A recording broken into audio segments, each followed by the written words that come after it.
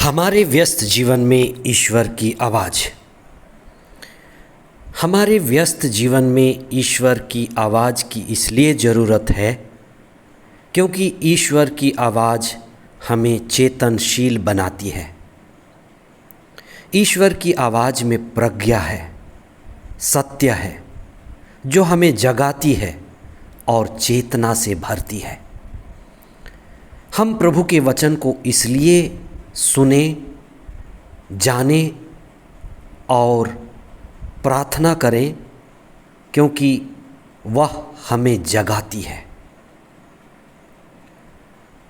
बालक यीशु के छोटी तेरेसा का पर्व 1 अक्टूबर 2025 26वां सामान्य सप्ताह बुधवार। कहा जाता है कि कोई भी बड़ी लड़ाई एक तरह से नहीं लड़ी जाती।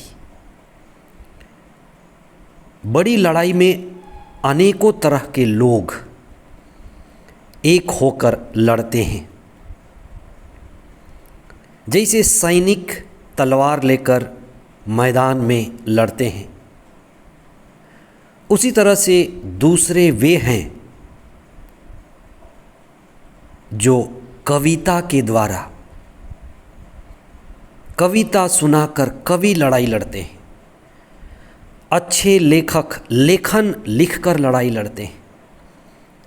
उत्साहपूर्वक गीत गाने वाले गीतकार गीत लिखकर लड़ाई करते हैं। इसी तरह से अलग अलग तरह के लोग, न केवल सैनिक लेकिन विभिन्न रूपों में लड़ाई को समर्थन देने वाले लड़ाई के हिस्सेदार बनते हैं। सदियों सदियों से कई लोग प्रभु के संदेश को लेकर अपने शहर छोड़कर दूसरे शहर गए, अपने राज्य छोड़कर दूसरे राज्य गए, अपने देश छोड़कर भी दूसरे देश गए, क्योंकि उन्होंने पाया कि प्रभु को पाने से, प्रभु के वचन को पढ़ने से, प्रभु में जीवन पाने से जो मूल्यवान जीवन उन्होंने पाया है और वे प्रभु के सेवक बन गए, प्रभु के संदेश वाहक बन गए, प्रभु के साक्षी बन गए। इसीलिए हम पुराने ज़माने में उन लोगों की कथा सुनते हैं, कहानी सुनते हैं, जो लोग प्रभु की शिक्षा को बांटने के लिए, प्रभु की प्रज्ञा को बांटने के लिए दूर दराज प्रदेशों में चले गए। कई बार संदेश के द्वारा लोग भारत भी आए, एशिया आए। ईसा का संदेश मध्य एशिया में दिया गया, लेकिन उसको सभी ओर बांटा गया। उस समय अधिकांश पुरुष संदेश वाहक लेकर के प्रभु के दिव्य ज्ञान को बांटते गए। उस समय कुछ ऐसी भी महिलाएं थीं जो दूर प्रदेश तो नहीं गईं, लेकिन इन प्रभु के संदेश वाहकों के लिए, प्रभु के वचन के संदेश को बांटने वालों के लिए लगातार मध्यस्थ प्रार्थना करती रहीं। उनको चिट्ठी लिख करके सहयोग देती रहीं। प्रभु की वेदी और क्रूस के सामने बैठ करके वे मध्यस्थ प्रार्थना करती रहीं। इसलिए एक सेवा है सक्रिय सेवा, डायरेक्ट सर्विस, और दूसरा है मध्यस्थ प्रार्थना। बालक यीशु की छोटी तेरेसा उनमें से थी जो शायद कभी दूर नहीं गई, अपने कॉन्वेंट से बाहर नहीं गई, लेकिन लगातार दूसरों के लिए प्रार्थना करती रही।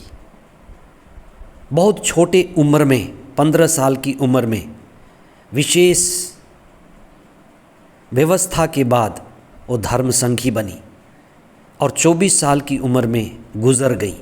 लेकिन ये छोटे उम्र में घर के अंदर रहकर कॉन्वेंट में उन्होंने छोटे छोटे काम को पवित्र आत्मा की शक्ति और सामर्थ्य से बड़े प्रेम से किया, इसलिए वो संत बन पाई। उन्होंने जो कुछ भी किया प्रभु ईसा को समर्पित होकर के किया। छोटी जिंदगी लेकिन प्रेम भरी जिंदगी, प्रार्थना भरी जिंदगी, आत्मा भरी जिंदगी, प्रज्ञा भरी जिंदगी। वो ईसा की भक्ति करती थी, उनकी प्रेम में बड़ी उत्साहित थी, इसलिए जो भी काम उनको मिला प्रभु के प्रेम में करती गई। आज हम बालक यीशु की छोटी तेरेसा के द्वारा विशेष प्रार्थना करें कि हमारे अंदर भी मध्यस्थ प्रार्थना करने की भावना बढ़े, ईसा के प्रति प्रेम की भक्ति बढ़े। हम व्यक्तिगत प्रार्थना के लिए और प्रभु में उत्साहित जीवन के लिए प्रार्थना करें। आज के सुसमाचार में ईसा ने अपने पीछे आने वालों के लिए, विशेष करके अपने शिष्यों के लिए जो चुनौती, जो कष्ट, जो जोखिम उनके जीवन में आई थी, उनको समर्पित करने के लिए और अपने जीवन को एक चुनौती की तरह स्वीकार करने के लिए उन्हें प्रोत्साहित किया। उन्होंने कहा कि लोमड़ियों के अपने मांदे हैं, पक्षियों के अपने घोंसले हैं, लेकिन जिसे तुम पीछा कर रहे हो, अनुसरण कर रहे हो, उसके पास सिर रखने के लिए भी जगह नहीं है। ईसा ने इन शब्दों के द्वारा उन्हें चुनौती दिया, उनके विश्वास को बढ़ाया। एक युवक जिसने कहा कि मुझे अपने पिता को दफनाने दीजिए और फिर मैं आकर के आपका अनुसरण करूंगा। ईसा का वचन था, मुर्दों को अपने मुर्दे दफनाने दो। इसका अर्थ है कि तुम्हारा पिता जो अचेतन है, चेतना में नहीं है, ईश्वर के राज्य में नहीं है, ईश्वर की समझ नहीं रखता, वो मुर्दे की तरह है। इतने समय तुम मुर्दे की संगति में रहे, तुम्हारे जीवन में कुछ नहीं बदला तो आगे भी नहीं बदलेगा। तुम होश में आओ कि तुम्हारे पास मुक्तिदाता खड़े हैं। ईसा मुक्तिदाता थे। उन्होंने कहा कि मेरे शरण में आओ, अपने पिता के शरण को छोड़ो, व्यर्थ को छोड़ो। हम प्रार्थना करें कि हम प्रभु की संगति में हों, प्रभु के दिव्य वचन को पढ़ें, ईश्वर की आवाज़ सुने और अपनी सारी शक्ति को, बुद्धि को, विवेक को, समय को प्रभु को समर्पित करें। जो भी हम करते हैं उसमें प्रेम हो, पवित्र आत्मा हो, इसलिए हमारा जीवन आनंदमय और आत्मापूर्ण हो। बालक यीशु की छोटी तेरेसा हमारे व्यक्तिगत जीवन के लिए, मसीही जीवन के लिए, धर्म संघीय जीवन के लिए और पारिवारिक जीवन जीने के लिए मध्यस्थ प्रार्थना करें। आमीन।